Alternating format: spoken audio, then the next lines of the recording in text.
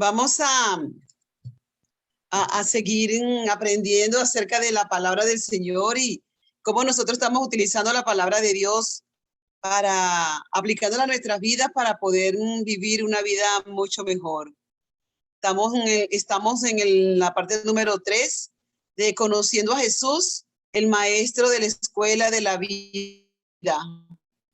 Conociendo a Jesús, el maestro de la escuela de la vida, parte 3, que se llama la decepción.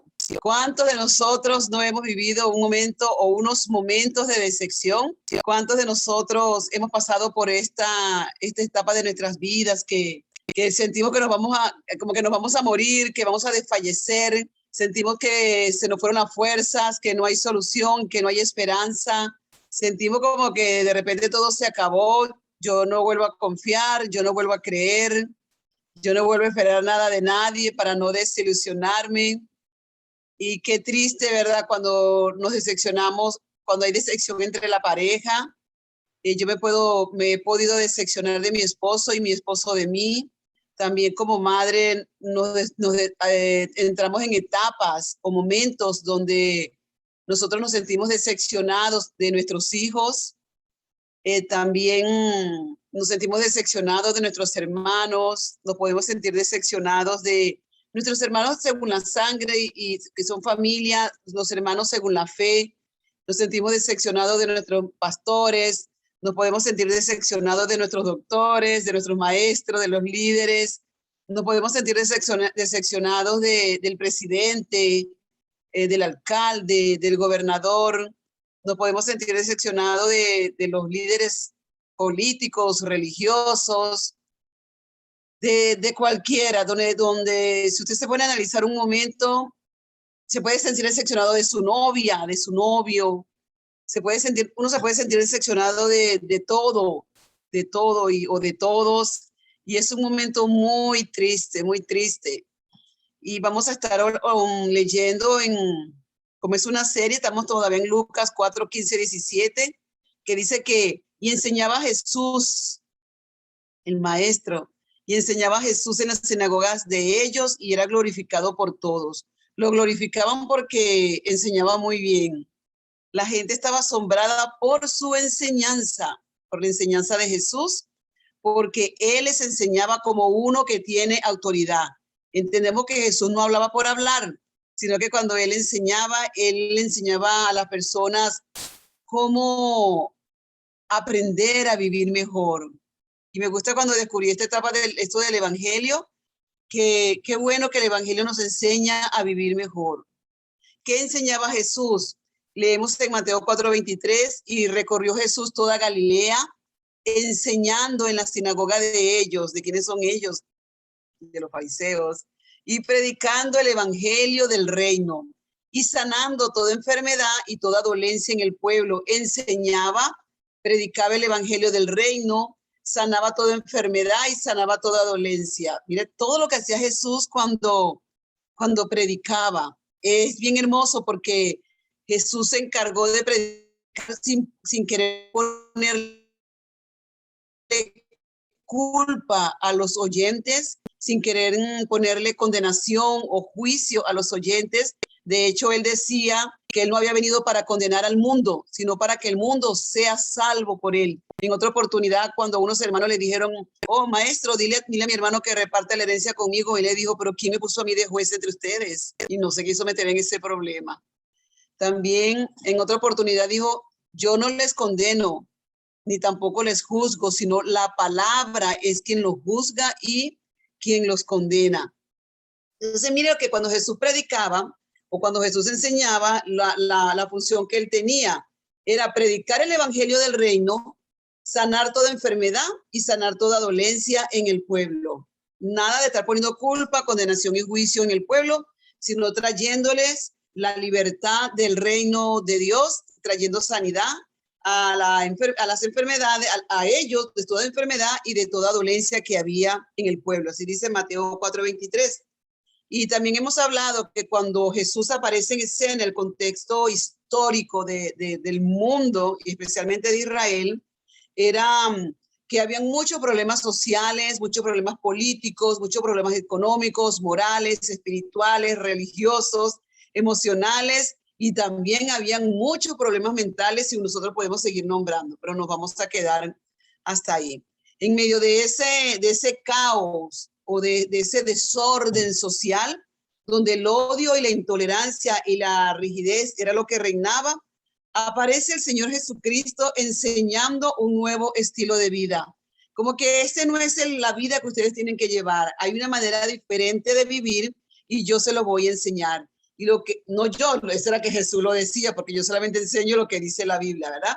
Y una de las cosas que él enseñaba era que amáramos al prójimo como a nosotros mismos, que tuviéramos misericordia, que nos ayudáramos los unos con los otros, que nosotros tuviéramos el corazón limpio para que pudiéramos ver a Dios.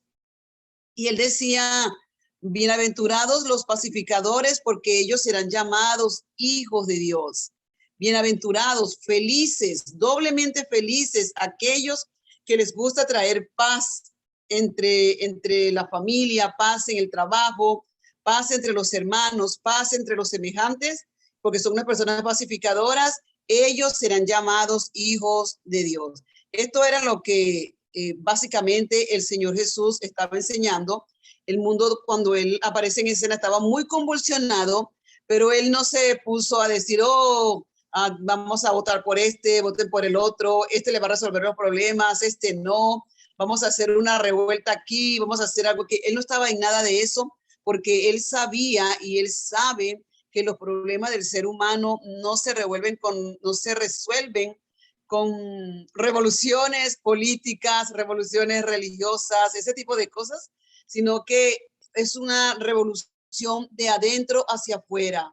Cuando se cambia el corazón del ser humano, es decir, de adentro hacia afuera. De hecho, él dijo que no era lo que comíamos, no era lo que entraba por la boca lo que nos contaminaba, sino lo que salía del corazón. Y él dijo, porque del corazón, de dentro de ustedes, es donde salen los homicidios, los adulterios, la mentira, el engaño, el robo, la traición. En este caso podemos decir la decepción, la desilusión. Es de dentro del corazón del ser humano donde reside, y de allí es de donde sale. Y él dijo, no es lo que tú comes lo que te contamina, es lo que sale de tu corazón a través de tu boca lo que contamina. Él dice, porque lo que te comes se digiere y luego va a la letrina. Pero lo que sale del corazón, eso sigue estando ahí, a menos que venga una transformación de adentro hacia afuera, que solamente se puede lograr por medio del nuevo nacimiento que el Señor Jesucristo hablaba cuando le dijo a Nicodemo que es necesario nacer de nuevo. Y es verdad, es necesario nacer de nuevo, porque con esta actitud, con esta manera que nosotros tenemos de pensar, con esta vida antigua, con esta costumbre que nosotros tenemos de resolver, nosotros no vamos a poder vivir en paz. De allí la importancia de nacer de nuevo, del agua y del espíritu, nacer de nuevo de la palabra, como dice Pedro, nacer de nuevo de esa simiente incorruptible, que es la palabra de Dios, o es su equivalente, que es nuestro Señor y nuestro Salvador Jesucristo. Él enseñaba el evangelio del reino, y dentro de sus enseñanzas, él enseñaba siempre que el reino de Dios no estaba fuera, así como dijo que no era lo que comíamos lo que nos contaminaba, sino lo que estaba dentro de nosotros, lo que nos hacía daño. Él también dijo que el reino de Dios no estaba fuera, sino que el reino de Dios, que Dios había venido para instalarse, para posicionarse, si el ser humano lo dejaba, para posicionarse del corazón del ser humano, porque allí es donde Dios quiere habitar en cada uno de nosotros. Él proclamaba que su padre era el autor de toda existencia. Él también, con toda la fama que él tenía, él pudo haber hecho una carrera política y haberse hecho muy amigo del César. Sin embargo, él no lo quiso hacer. Él pudo haber ido y ser muy amigo de los senadores de Roma, y tampoco él lo quiso hacer, sino que él decidió mezclarse, él decidió ir allí donde estaba el pobre, donde estaba el desamparado, donde estaba el necesitado, donde estaba el que sufría, donde estaban los tristes, donde estaban los desahuciados, donde estaban los que estaban cansados de de la religión, cansado de los movimientos políticos, de los movimientos sociales, sin ver ninguna esperanza y sin ver ninguna solución. Él decidió ir y ofrecer el discurso y el mensaje del reino de Dios, del evangelio del Señor Jesucristo, a las personas que quisieran oírlo. Y él le decía, ven, sígame, porque tampoco los obligaba. Mira qué maravilla. A veces nosotros creemos que tenemos que obligar a las personas a que sigan a Jesús, que tenemos que como atornillarle y abrirle y meterle para que el evangelio entre ahí. El Señor Jesús no decía eso. El Señor Jesús decía, el que quiera venir en pos de mí, el que quiera venir en pos de mí, sígame. El que quiera. Mira qué lindo. No lo obligaba, no obligaba a nadie, porque él sabe que las cosas cuando son impuestas no funcionan. Las cosas obligadas no funcionan. Mira qué lindo. Él no imponía su reino, él no imponía su sistema de vida, sino que él exponía, porque él imponía, es in de adentro, ex de afuera. En ese caso, él dice, yo no puedo imponerles esto a ustedes, pero sí puedo exponerlos. Y sí puedo exponer el lenguaje del evangelio del reino, sí puedo anunciarles el evangelio, lo que le va a traer libertad, lo que le va a traer paz, lo que le va a traer armonía. Los puedo exponer a esto, pero no los puedo obligar. Ustedes van a tener que decidir. Y él decía, el que quiera venir en pos de mí, el que quiera venir en pos de mí. En una oportunidad, uno que quería seguirlo, le dice, maestro, te quiero seguir, pero se le dice, sígueme. Y él le dice, no, pero déjame que tengo que enterrar a mi papá que se murió. Y él le dice, deja que los muertos entierren a sus muertos.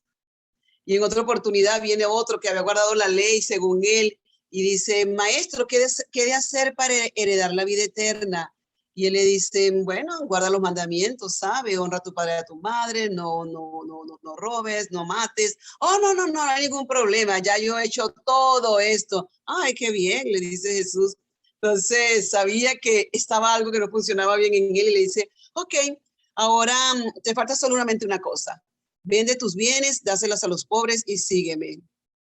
Después de ahí no conocemos más nada qué pasó acerca de este hombre, porque Jesús le dio exactamente donde a él le dolía lo que él no estaba dispuesto a hacer, lo que él no estaba dispuesto a dejar, y ahí vemos que el hombre se desapareció de la escena, porque Jesús no imponía, él exponía. Que nosotros podamos, cuando vayamos a predicar el evangelio del reino, podamos ser como Jesús, que no impongamos, sino que expongamos el evangelio del reino a las personas y oremos por ellos, por supuesto, y que ellos decidan que sea el Espíritu Santo de Dios quien los convenza para que puedan seguir al Señor Jesucristo.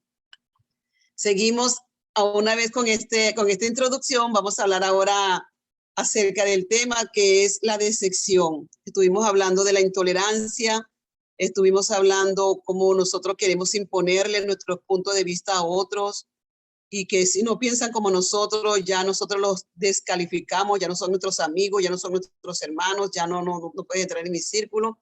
Y que sin embargo el Señor Jesús no hizo eso.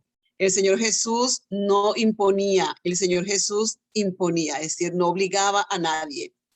Hablamos de la decepción y conseguí algo que me gustó mucho, que dice que la decepción es una emoción dolorosa que vive una persona al no ver el cumplimiento de una expectativa que se tiene en relación al comportamiento o actitud de otra persona. Relación o acontecimiento. Por eso que nosotros decimos, esta persona me decepcionó. O estoy decepcionada de esta relación, estoy decepcionado de este evento o de este acontecimiento, no era lo que yo pensaba. Pero por lo general nos enojamos con la persona con la cual nosotros nos sentimos decepcionados.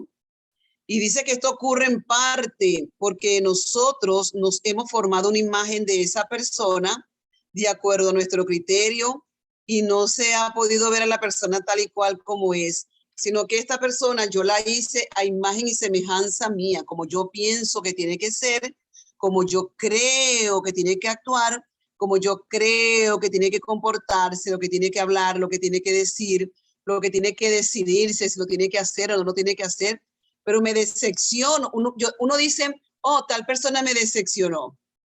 Y yo espero que esta noche, si ya lo sabes, bueno, que Dios solamente te lo refuerce, y si no, bueno, Dios te ayude como me ayudó a mí, que yo dije, wow, pero qué tremendo está esto. Porque uno dice, oh, esta persona me decepcionó.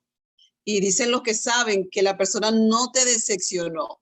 Es decir, la persona no me decepcionó. Es que yo me decepcioné. Yo fui la que me hice una imagen muy alta, tuve unas altas expectativas de esa persona o de esas personas, de ese grupo, de ese acontecimiento o de esa situación. Entonces, ni fue el evento, ni fue la situación, ni fueron las personas, ni fue esa persona la que me decepcionó, sino que yo misma me hice algo muy grande de la persona, de las personas, de la situación.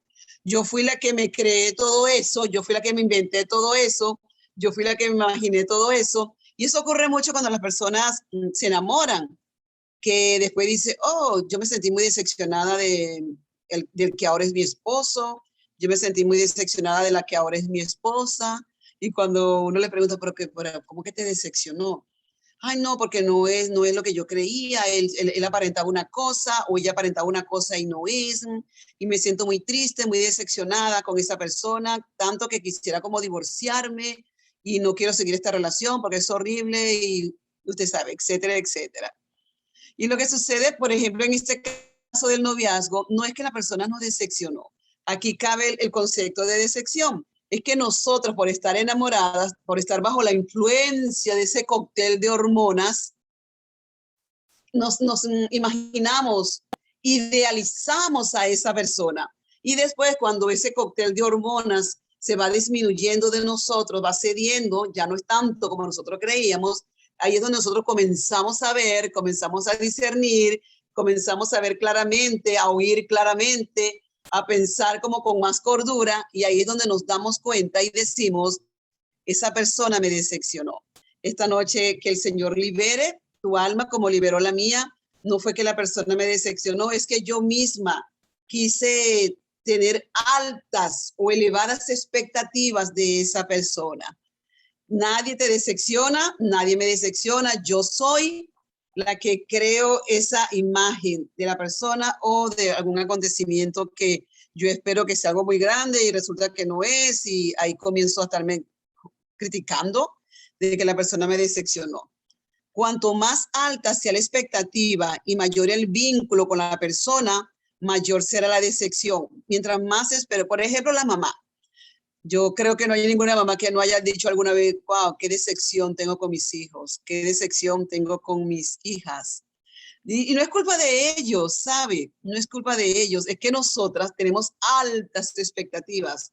A veces nosotros queremos que nuestros hijos sean los mejores en la escuela, queremos que nuestros hijos sean los mejores atletas, queremos que nuestros hijos sean los mejores en todo, el mejor cristiano, el que mejor canta, el que mejor adora, el que mejor toca la guitarra, el que mejor toca la batería, el que mejor hace todo. Eso no lo creamos nosotros en la mente. Y cuando sucede que el hijo de nosotros ni canta, ni toca la guitarra, ni toca ningún instrumento, qué decepción, porque queríamos que nuestro hijo fuera un adorador y no lo es. O de repente queríamos que nuestro hijo fuera ingeniero y sucede que él decide, no, yo quiero ser un pintor. ¿Qué? ¿Por qué no eres ingeniero? ¿Por qué no eres un doctor? ¿Por qué no eres un abogado? ¿Qué va a ser de tu vida? Y no tiene nada que ver con él o con ella, son las expectativas que nosotros tenemos.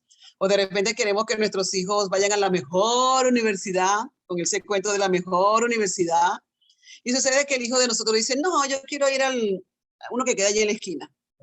Y vamos, ¿pero qué? ¿Qué es lo que te pasa? Si puedes ir a un colegio mejor. Y él dice, no, pero yo no quiero.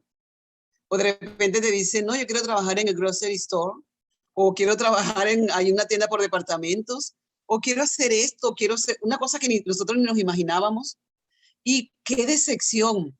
Pero no tiene que ver con nuestros hijos, tiene que ver con la idea que nosotros nos formamos de nuestros hijos. Como me dijo una vez uno de mis hijos, baja las expectativas que tienes de mi mamá, te va a ir mejor. Y yo quería como que... Y después tuve que ponerme bien serena. Ok, entiendo, entiendo. Y por dentro yo no entiendo nada. Pero tenía que estar bien, bien con cordura, actuar con cordura. Y me dijo, baja las expectativas que tienes de mí, mamá. Te va a ir mejor. Guess what?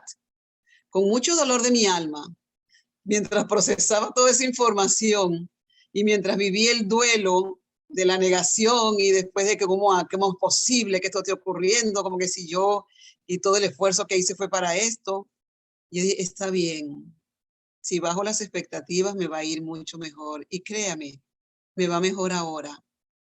Más bien, estuve leyendo algo que decía, baja las expectativas, vive más bien dentro del asombro. ¡Wow! Lograste esto, qué chévere. Oh, qué bien, mira lo que estás haciendo. En vez de que, qué decepción, esperaba otra cosa de ti. Qué decepción, horrible la vida que estás viviendo. Qué decepción. Sino que, asombro, mira, qué bien, estás haciendo eso, qué chévere. Te felicito.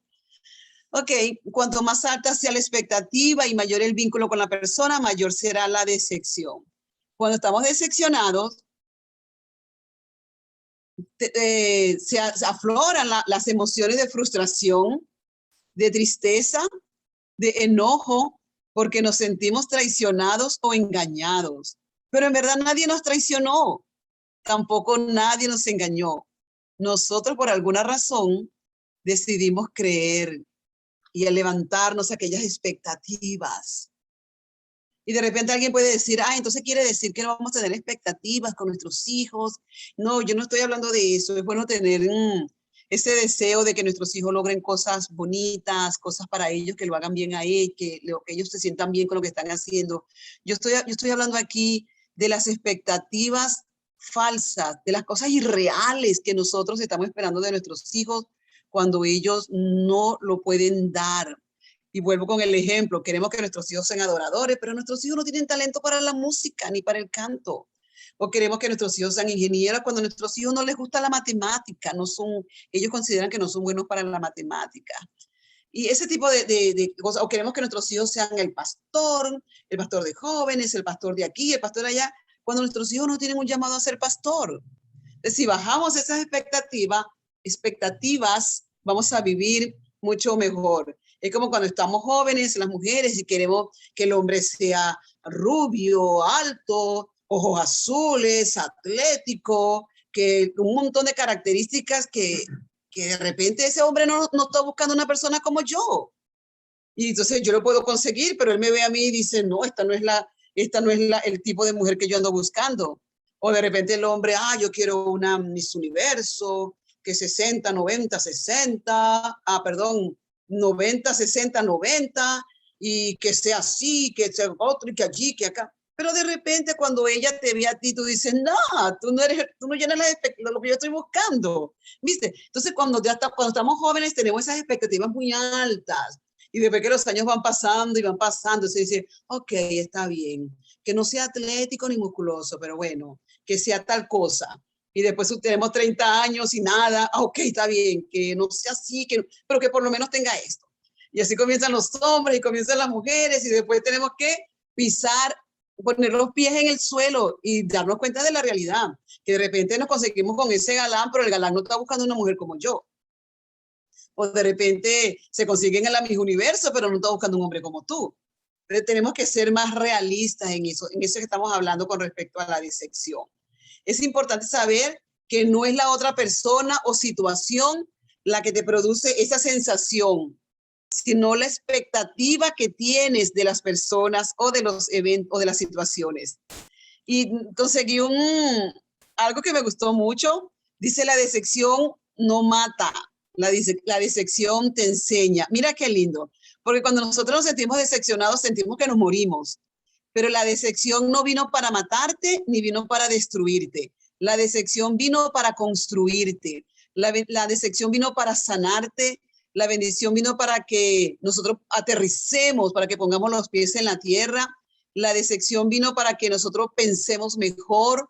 La decepción vino para que nosotros maduremos, para que nosotros crezcamos. Para eso es que la decepción viene a nuestras vidas. La decepción no mata, la decepción te enseña. La decepción no te destruye, la decepción te construye. La decepción no vino para destruirte, sino que ha llegado a tu vida para construirte.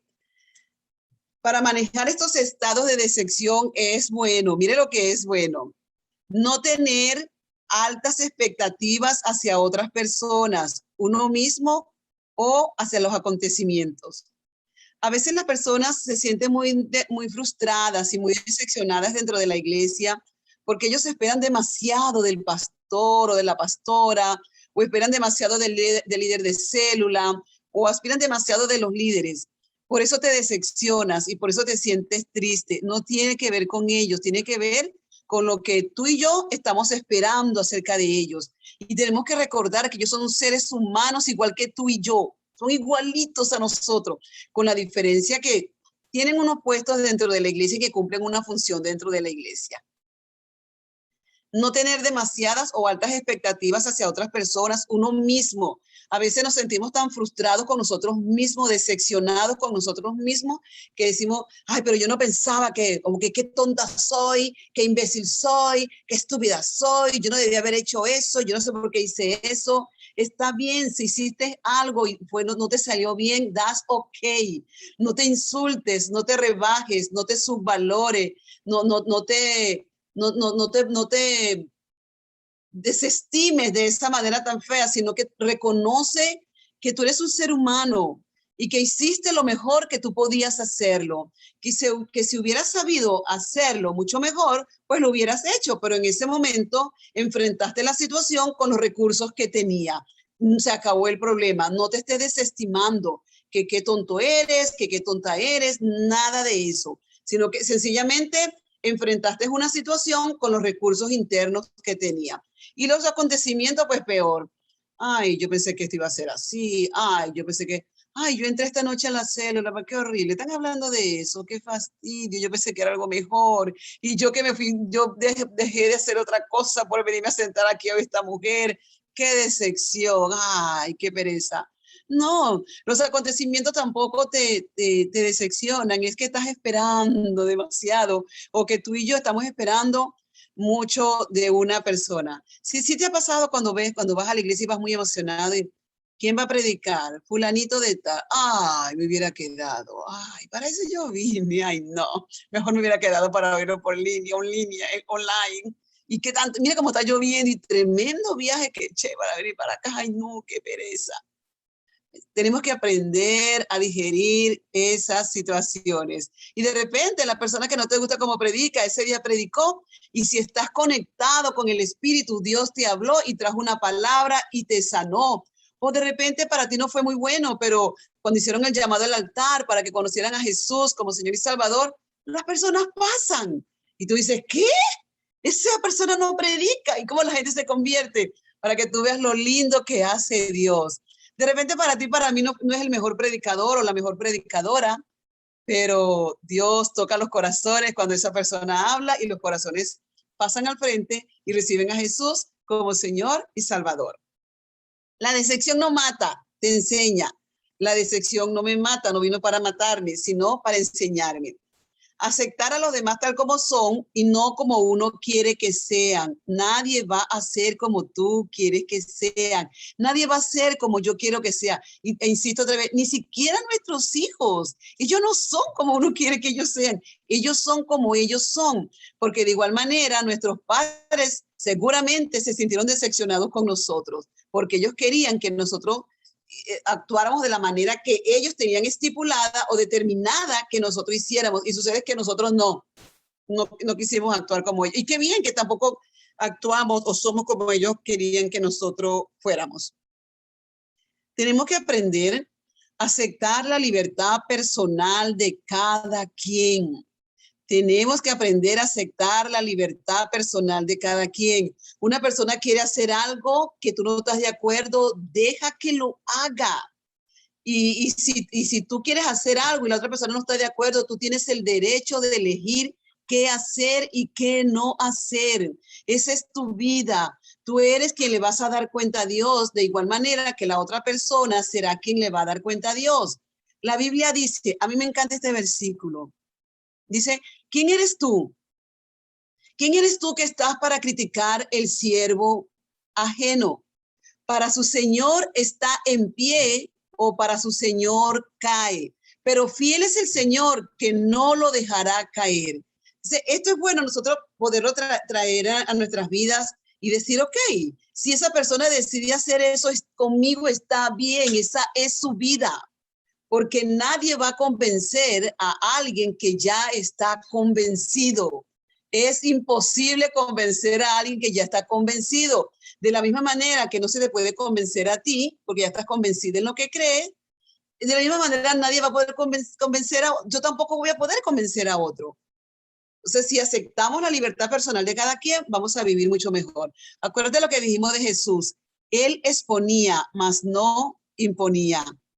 Las demás personas no tienen que ser como uno quiere o espera que se comporten. Entonces uno dice, ay, pero esta persona me está haciendo pasar vergüenza, qué vergüenza, que se calle, por favor. Cada vez que habla, mete la pata, me da mucha vergüenza. Mira lo que dice, mira lo que hace. Déjalo quieto. Eso se llama codependencia. Porque si la persona no actúa como tú quieres, tú estás infeliz. Y yo te lo digo porque yo vengo de ahí.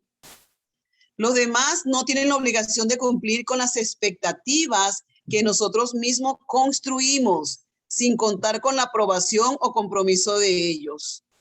Mira qué tal. Estamos esperando que las personas se comporten como nosotros queremos, pero nosotros nunca hablamos con ellos y le dijimos, mira, yo espero que tú resuelvas hacer esto, que te comportes de esta manera. Y la persona dijo, oh sí, hoy 18, 17 de septiembre del 2021, yo me comprometo con Beatriz que yo voy a actuar como ella quiere.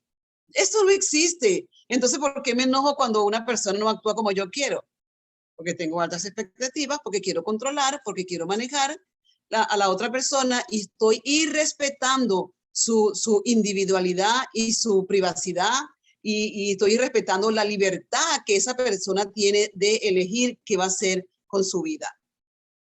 Entonces, aprendemos que los demás no tienen la obligación de cumplir con las expectativas que nosotros nos formamos de ellos. Aceptar que los demás no son una copia mía. Otra vez tiene que ver con la que acabamos de leer. Ellos tienen su propia manera de ser, sus propios valores, creencias y experiencias. Recordar que donde hay relaciones humanas siempre habrá decepción. Siempre. Es decir, no eres solamente tú que te decepcionas en la vida. Yo también. Son todo ser humano. Donde hayan relaciones humanas, siempre habrá decepción.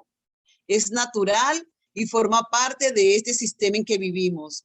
Todos vamos a pasar por decepciones una y otra vez, porque las decepciones son inevitables. Ahora, ¿tú sabes cuándo nosotros no nos decepcionamos ni nos desilusionamos? Bueno, nosotros sí podemos hacerlo de él. Pero ¿quién nunca va a hacer eso para nosotros? Dios. Dios nunca lo va a hacer. Nosotros podemos decir, yo pensaba que Dios iba a hacer esto conmigo y Dios no lo hizo. Ok, el problema lo tengo yo, no lo tiene Dios, porque tú y yo sabemos que el problema nunca radica en Dios.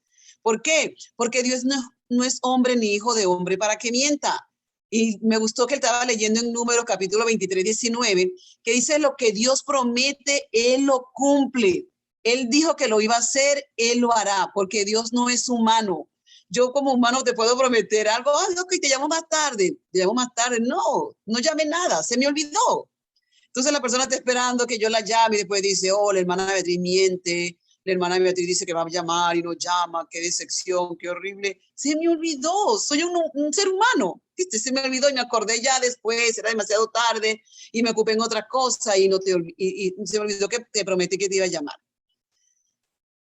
Dios no lo hace. El Salmo 34, 4, 6 dice, oré y el Señor me respondió, me libró de todos mis temores.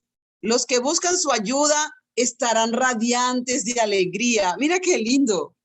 Los que buscan su ayuda estarán radiantes de alegría. Ninguna sombra de vergüenza les oscurecerá el rostro. Porque cuando nosotros nos decepcionamos de nuestros familiares, de los hijos o de la pareja, nosotros hagamos como una vergüenza en el rostro. Nosotros no queremos ver a las personas que nos conocen, porque se enteraron algo de nosotros o de nuestros hijos o de la pareja o de algún familiar. Y mira lo que dice el salmista. Los que buscan su ayuda, la de Dios, estarán radiantes de alegría. Ninguna sombra de vergüenza les oscurecerá el rostro. En mi desesperación oré y el Señor me escuchó y me salvó de todas mis dificultades. Ese es el Salmo 34, 4, 6 de la Nueva Traducción Viviente. Me encanta el lenguaje que utilizan. Ahora, gestionando la decepción.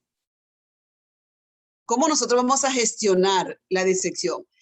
Tenemos el Salmo 42. Aquí se ve cómo el autor habla de un momento fuerte de decepción que él vivió y él dice que lloraba de día y de noche por lo que le estaba ocurriendo. Y los demás le preguntaban, ¿dónde está tu Dios? Y él dice, me acuerdo de estas cosas y derramo mi alma dentro de mí, de cómo yo fui con la multitud y los conduje a la casa de Dios. Y después, él está como triste porque después de él haber hecho eso con la multitud de conducirlos a la casa de Dios, él ahora está enfrentando un problema muy serio, está muy decepcionado, tiene una situación muy difícil y llora de día y de noche y la gente le dice, ay, pero tú no eres el que buscaba a Dios, tú no fuiste el que condujiste la multitud a la casa de Dios, ¿dónde está tu Dios? Y él después dice, ¿por qué te abates, oh alma mía, y te turbas dentro de mí? Espera en Dios, porque aún he de alabarle, salvación mía y Dios mío. ¿De qué nos sirve esto? Cuando pasemos por una decepción, no tiene que ver con el otro, no tiene que ver con Dios, tiene que ver con un estado de mi alma, que podamos decirle, ¿por qué te abates, oh alma mía? Te entiendo, estás decepcionada, alma mía, estás desilusionada, alma mía, porque estabas esperando demasiado de esta persona. Pero no, está bien, estás abatida, entiendo, pero espera en Dios. Vamos a alabar a Dios porque Él te va a sacar de esta situación. Y si de algo estoy segura es que Dios lo va a sacar a usted, la va a sacar a usted de cualquier decepción que usted esté viviendo en este momento. El decepcionado piensa que cuando más necesita a Dios, Dios no está. Eso no es verdad, pero es natural que nosotros lo pensemos en un momento de decepción. El decepcionado piensa que cuando más necesitaba el amigo no está. Los hermanos de la iglesia no están. Ellos no estuvieron. ¿Qué pasó? ¿Qué se hicieron? Es normal que te sientas abatido. Oh, yo no vuelvo más para la iglesia. Estuve enfermo durante el COVID. Nadie me llamó. Oh, nadie estuvo conmigo. No tenía trabajo. No sabían cómo yo pagaba el alquiler. Pero that's okay. Los hermanos no sabían cómo estabas tú, o ellos también estaban pasando una situación bien difícil. ¿Cómo iban a poder ayudarte? No tenían los recursos para ayudarte, pero ¿sabes qué? Tal vez te sientas decepcionado de los hermanos o de los líderes de la iglesia, o de tu familia, o de tus amigos, pero Dios no te decepcionó, porque si estás vivo hoy es porque Dios no te decepcionó. Y después de todo, esto se trata de Dios. El hombre natural pedirá venganza durante la decepción. Que le pase lo peor de lo que yo estoy viviendo por causa. Bien bueno que se lo hagan. Bien bueno que le pase eso. A peor le debe pasar. Pero eso no somos ni tú ni yo. Ese es el hombre natural, el hombre que no ha nacido de nuevo. Es natural que él piense así. Nosotros no. Para nosotros no es natural que nosotros pensemos así. También tenemos el creyente carnal, que sí, cree en Jesucristo, pero se la pasa entre que sí o no, todavía no conoce muy bien. También pide venganza, además de defenderse hasta lo último. Oh, mira como yo conduje tantos a la casa del Señor y yo me alegré con los que decían a la casa de Jehová iremos y ahora que a mí me está pasando esto, mira, nadie me ayuda. No creí que fuera capaz de hacerme esto, tan buena persona que soy, nunca le he hecho mal a nadie, cuando otro necesita, yo estoy. ¿Sí se acuerda cuando Job dijo, oh, yo era los ojos de los que no veían, yo era las piernas de los que no podían caminar, porque Job estaba pasando por un momento de mucha dificultad. Y él comenzó a decir que tan buena gente que era él, cómo era posible que le estuviera pasando eso a él. Ese es el hombre que cree en Dios, pero a veces sí y a veces no. El hombre espiritual, eso somos tú y yo. El hombre espiritual busca la presencia de Dios y espera en Él. Sabe que Él también ha decepcionado a otros, porque otros han tenido altas expectativas de Él o de ella. No busca culpables. Sabe que la decepción no está para matarlo, sino para enseñarlo. Eso hace el hombre espiritual. Dice, yo voy a salir de esta. Claro que sí. Ninguna de mi familia tiene la culpa. Mis hermanos no tienen la culpa. Mis líderes, los pastores no tienen la culpa. El gobierno no tiene la culpa. Yo voy a salir de esto porque mientras sigo buscando culpables, yo no voy a poder solucionar. Me responsabilizo de mis emociones y yo voy a poder seguir creciendo. Se dice que, ya con esto termino, prometido, se dice que Jesús tenía altas expectativas, que Judas tenía altas expectativas de Jesús, y cuando se dio cuenta que Jesús no era el libertador que él esperaba, que trajera cambios políticos, sociales, económicos para Israel, él dijo, ¡ay, qué decepción! A este tipo hay que sacarlo de en medio. Y eso, por eso decidió traicionarlo. Dijo, no, esto no es lo que yo pensaba que era. Mejor vamos a salir de él también. Y mira Jesús, mira la diferencia de Jesús. Jesús sabía lo que él iba a hacer. Él no se decepcionó de Judas porque entendía que el ser humano sin Dios anda en oscuridad. No habló mal de él, aún sabiendo lo que iba a hacer, ni hizo campaña para sacarlo del grupo exclusivo de los 12, sino que le dijo, lo que vas a hacer, amigo, lo que vas a hacer, hazlo pronto. Y esto lo dice la Biblia, pero lo otro que voy a decir, yo me imagino como que si él lo hubiera dicho, lo que vas a hacer, hazlo pronto, amigo. Esto lo que tú vas a hacer me va a ayudar para bien, para cumplir el propósito para el cual estoy aquí en la tierra. ¿Viste la diferencia de Jesús? Por eso estamos aprendiendo de él. Y mira, gestionando la decepción al estilo de Jesús. Mira cómo él manejó la negación o la traición de Pedro y el abandono de casi todos sus discípulos, porque el único que se quedó fue Juan. Jesús le advirtió que lo iba a negar y Pedro dijo, no, eso no va a ocurrir. No, claro que no, claro, eso no va a ocurrir. Y mira lo que estaba leyendo y me impactó. Dice que Jesús se lo advirtió y Jesús vio cuando él lo negó delante de una criada.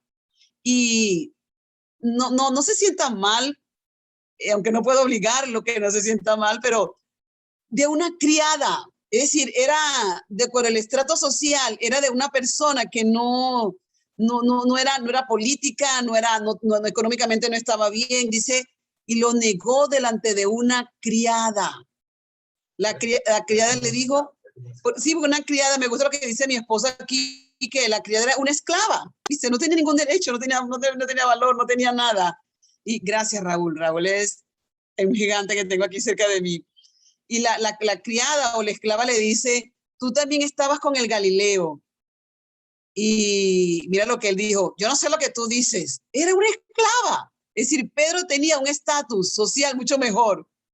Y él dice, yo no sé lo que tú dices. Saliendo lo vio otra, dice la Biblia. ¿Otra qué? Otra esclava. Y le dijo lo mismo. ¿Y sabes cuál fue la respuesta de Pedro? No lo conozco. Ya estaba bien ahí, bien, se estaba airando. Un poco después, dice la Biblia, esto me encantó cuando hacía el estudio, acercándose los que por allí estaban, mira, no tienen ni nombre, los que por allí estaban, le dijeron lo mismo y él, enojado, lo volvió a negar. Después de la resurrección, Jesús se aparece a los discípulos y les da la dirección para que tengan una pesca milagrosa, porque los discípulos se dispersaron, ya el maestro no estaba cuando lo crucificaron, estaban tristes, abandonados, decepcionados. Ay, este hombre nos prometió una cosa y mira, no fue lo que nos prometió, qué vergüenza, qué pena. Y sin embargo, Jesús se les aparece y le dice, amigo, ¿han pescado algo? No, está muy difícil. Y les da instrucciones de cómo ir y pescar y obtener una pesca milagrosa, que dice la Biblia que ellos no podían sostener las redes porque se le estaban partiendo de la gran cantidad de peces que allí había. Y usted sabe que cuando ellos logran, que ya vienen con la pesca y todo eso, estaban bien contentos, dice la Biblia que el maestro ya había asado pescado para ellos y tenía pescado y tenía pan. Y mire lo que les dice, vengan y coman. Todos los discípulos, lo único que se quedó fue Juan. Y él va y les prepara, les asa pescado, les hace pan, les calienta el pan y dice, vengan y coman. Cuando nosotros nos sentimos decepcionados, ¿qué hacemos? Yo no me he cocinado hoy. Pídele a los chinos, compra restaurante en otra parte. No, llama ahí al restaurante tal. No, yo no me he cocinado hoy. Porque estamos enojadas y yo no voy a hacer eso. No. El Señor Jesús no hizo eso. Vengan para que coman. Les dio instrucciones para que hicieran una pesca milagrosa, después les hizo la comida y después los invita a comer. ¡Qué maravilla! Me gusta el estilo de Jesús. Me gusta el estilo de Jesús. Entiendo que él no sufrió decepción porque él no tenía altas expectativas de sus seguidores. Aprendo de que él entendía la condición del ser humano sin Dios. Él sabía que un ser humano sin Dios anda en oscuridad, anda en tinieblas, y por eso viven como viven y por eso hacen lo que hacen. Y eso lo llevaba a Jesús, a ser más tolerante y a seguir creyendo en ellos. Él seguía creyendo en ellos, ¿sabe? Si no lo hubiera hecho, no tendríamos el maravilloso y transformador evangelio del Señor Jesucristo. La conclusión es, sigamos creyendo que somos salvos solo por los méritos de Jesús. No es algo que nosotros hicimos para ganarnos la salvación. Es por los méritos de Jesús. Y como es por los méritos de Jesús, nosotros vamos a tener esa salvación para nosotros disfrutar de lo que Jesús hizo. Porque a veces nos sentimos tristes o nos sentimos mal o decepcionados de nosotros mismos porque le fallamos al Señor, o porque le fallé a Jesús, o no voy a orar, o porque le fallé a Jesús, volví a pecar, yo no voy a ir a la iglesia, o no voy a leer la Biblia porque me siento avergonzado, yo le fallé a Jesús. Déjame decirte otra vez y decirle a Beatriz, no es por los méritos de Beatriz, no es por los méritos tuyos, no es por los méritos de la persona que puede estar oyendo en esta hora. Eres salvo y solamente salvo por los méritos del Señor Jesucristo. La salvación no es algo que tú y yo podamos conquistar, no es algo que tú y yo podamos elaborar, no es algo que tú y yo podamos hacer. No podemos hacer nada para ser salvos, sino solamente creer en Él, en el sacrificio de Jesús, y aún Dios nos da la fe para que nosotros creamos. Sigamos creyendo que somos salvos solo por los méritos de Jesús y que también esa salvación se extiende a nuestros hijos, que así como Dios un día tuvo misericordia de nosotros, también ha tenido misericordia de nuestros hijos, de nuestros padres, de nuestros hermanos, de nuestros tíos, de nuestros familiares, de nuestros amigos y también de nuestros enemigos. Y así que la salvación está hecha para todo aquel que cree que Jesús es el Señor. Para concluir, el reino de Dios es para producir seres libres, que no sean esclavos de las emociones ni de las circunstancias. La esperanza y capacidad de ser aprendices de Jesús son la base fundamental de la paz. Dios te bendiga.